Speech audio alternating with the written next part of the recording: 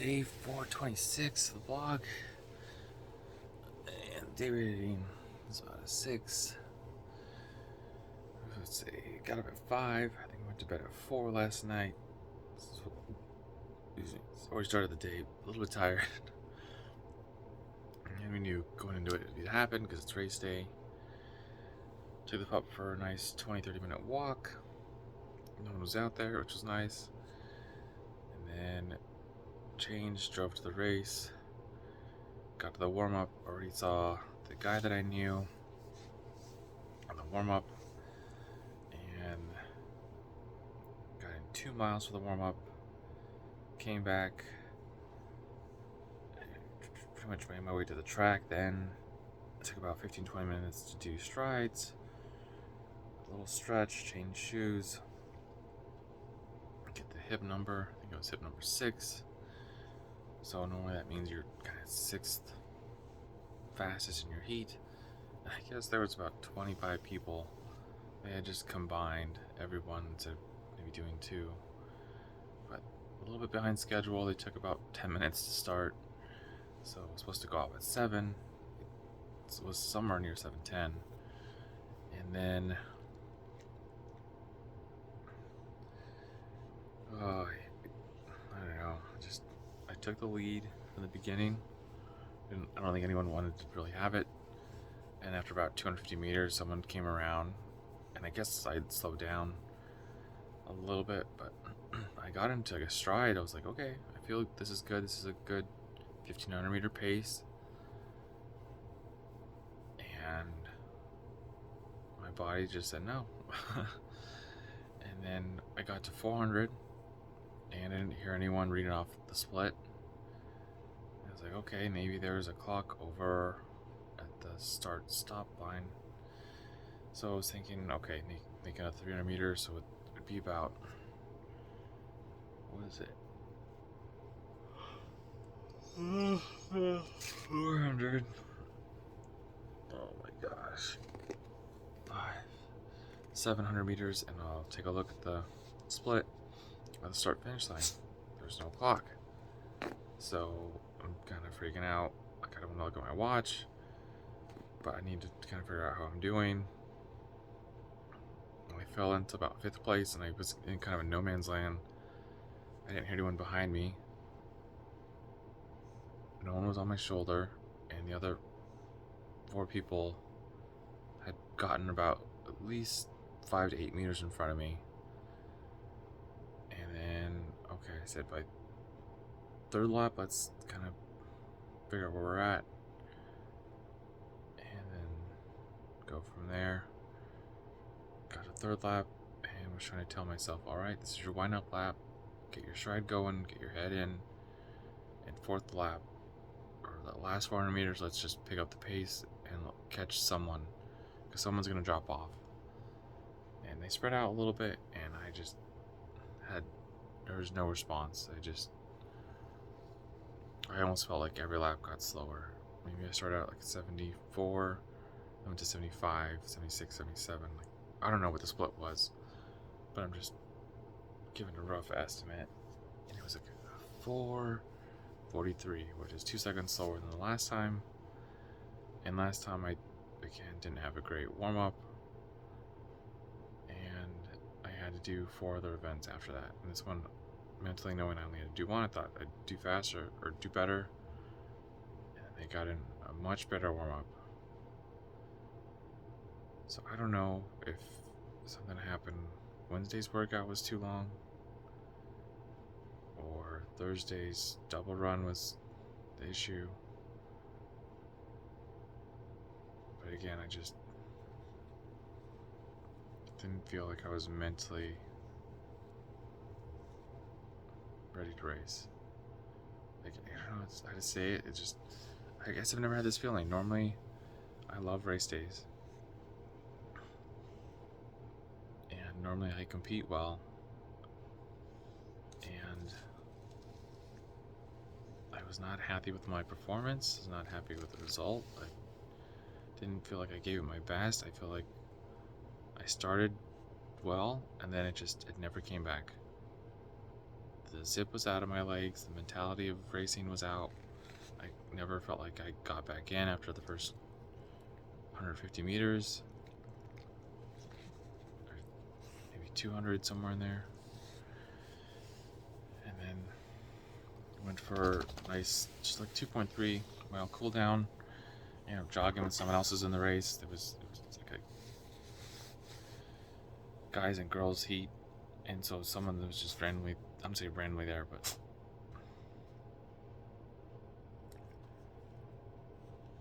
someone else that was in the race I had caught up to. We had just started the warm up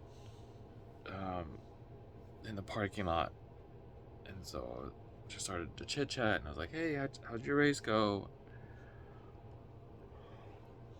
Excuse me. We ended up talking the whole 2 miles, and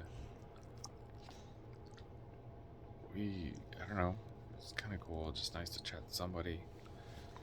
Didn't get a chance to chat with too many other people, but you know what? Take that back. There was a guy in the race who me and him ran the Whiskey Row race together. His name is Ryan, and he's like, "Hey, do you remember me, Ryan, from the Whiskey Row?" I'm like, "Oh my gosh, yeah, it's been a while since I've seen you, and how have you been?" He's like, "Oh man, I'm doing good. I just came off of," what he said he had something kind of on his chest like a month ago, and he was kind of coming back from it. So I was like, "Well, good luck, glad you're here. Hopefully this helps kind of give you a gauge where you're at, what you need to do." Gamora, knock it off. Just sit down. No, sit down. Sit down. Gamora, stop. Sit down. And anyways, the guy's Ryan. I guess he knew another guy there. He's like, "Oh, this is Ryan. I'm Ryan. This guy Ryan too." I'm like, "Cool." And he's like, brought up this weird, random idea. He said, "Hey, do you know April so and so?" And I was like, I'm mentally like just trying to get my head in the race, right?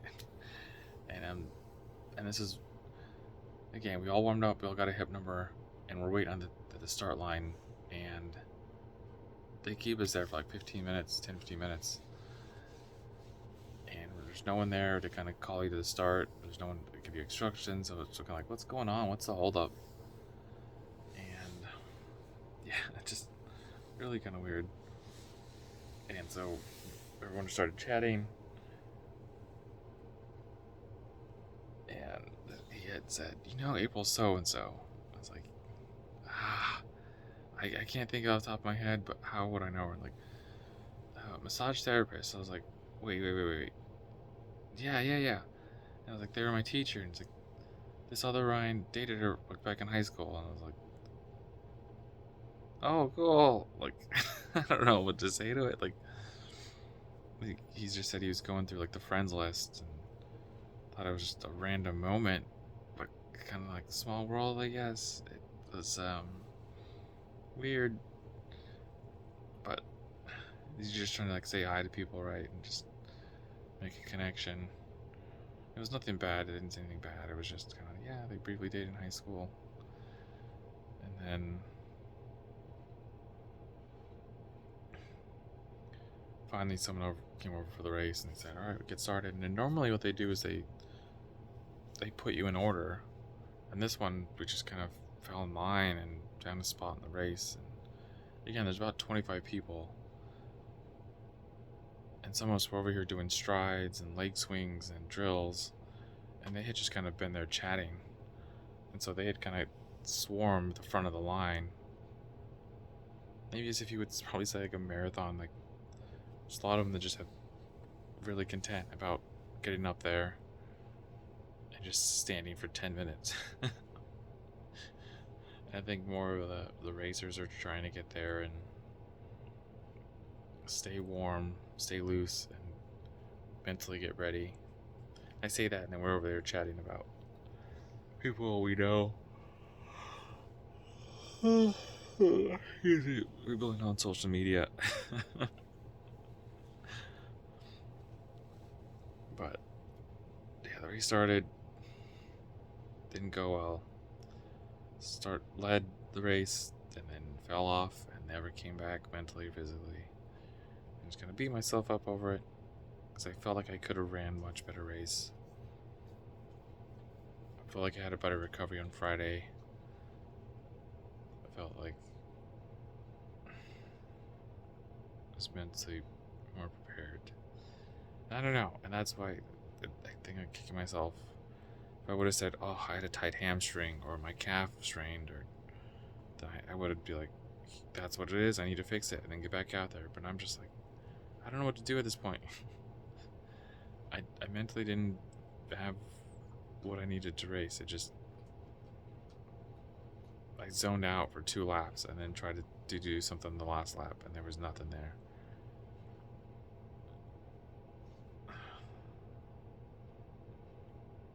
But went on with the day. Came back, rinsed off, played with the pup a little bit, gave her another little treat, I think a couple more carrots. Changed. Well, of course, shower, changed, and then excuse me, I made a little protein shake. Headed out to get my car maintenance, and then I thought, you know what, I need to get something to eat. I don't have time to go to the grocery store. I'm gonna go to McDonald's, right? And I haven't gone to McDonald's in at least 2 years. And I get the breakfast menu, and I just get the sausage biscuit, and I get a side of hash browns. There was actually, it was like 2 for $2.25 or 2 for $2.50. So I thought, you know what, let me just get the 2 biscuits, the sausage, and then 1 side of hash browns, and they came out to like $5.60.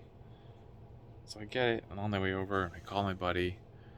We're gonna go to the Fan Fusion thing, and I ask him, "Hey, I know you're on a diet, but I got 2 of them. Do you want one? Or if not, I'm gonna eat it. It's fine." He's like, "No, man, I already ate." I'm like, "Okay, cool. Well, I'm gonna eat this, and I'll meet you there." And I was originally supposed to get there at 9:45, 9:30, and it was about 9:15. And my buddy's like, "Yeah, I just pulled in." I'm like, "Oh, well, I'm a few minutes away." But he said he's gonna text me and he's on his way, so I thought I was plenty early, and he was just earlier. And so you just pull in, you're in a little line, you wait for someone to come out, get your information, make sure you're the right person, whatever. Whether you have your almost reservation, and then they give you a little thing for your car, and then someone comes out, gets your information, has you sign something, and you go in. So I went in, I got information, gave my key, went in, and they had, at least this dealership, they have they have like 2 vending machines, one for soda, one for snacks, and they have a giant fridge filled with water. So I grabbed 2 bottles of water, and they had Danishes, so I grabbed 2 Danishes, 1 cheese, 1 strawberry, and then got fruit snacks. So, of course, dang it, grabbed a couple fruit snacks. And I thought, you know what, I'll grab 2 bottles of water, 2 things, 2 Danishes, and 2 fruit snacks for me, my buddy Tony. So I grabbed that, got in the car, and I was like, "Where's my phone?" I left on the center console, so I go back. I was like, "Hey, I forgot something." They go and get it for me. Then we finally head out. The Fan Fusion event. We're sitting there waiting, and there's a little speech, and the 3 kind of directors talk about, oh my gosh, I can't remember the 3 areas they grouped up. But they had the main speaker, like almost like the president, and 3 people under him that help put everything together. Was it like events, media or something, and social relations, something like that.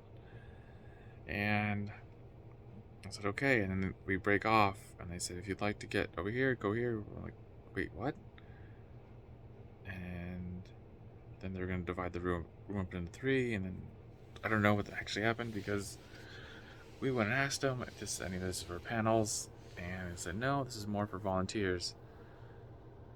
And so I was like, okay. Thankfully, we met 2 people there that helped answer some questions, and we met Joe, who had been there for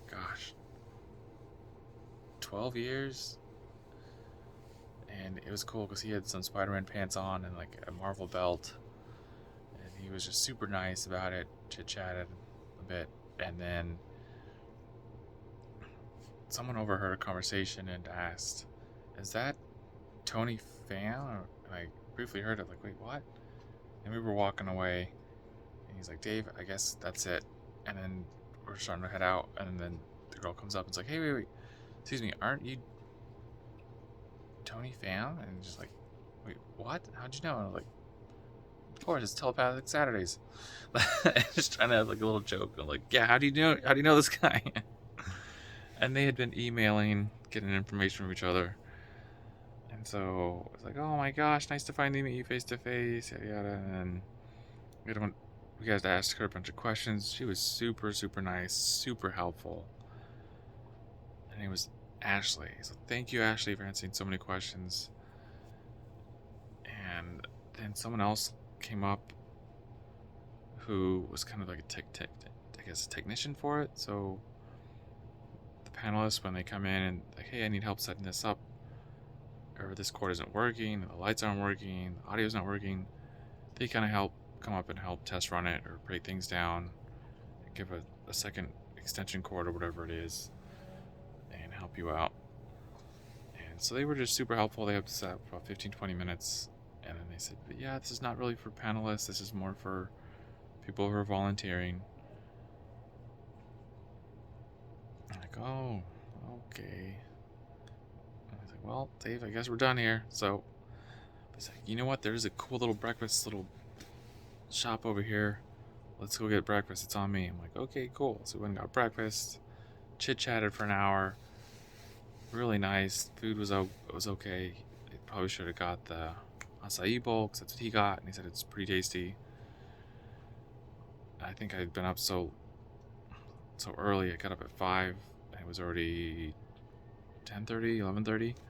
So I felt like it was lunch, and so I got a chicken panini, and it was, oh my gosh, it was nice because the server was being super jokey, like playful, joking around.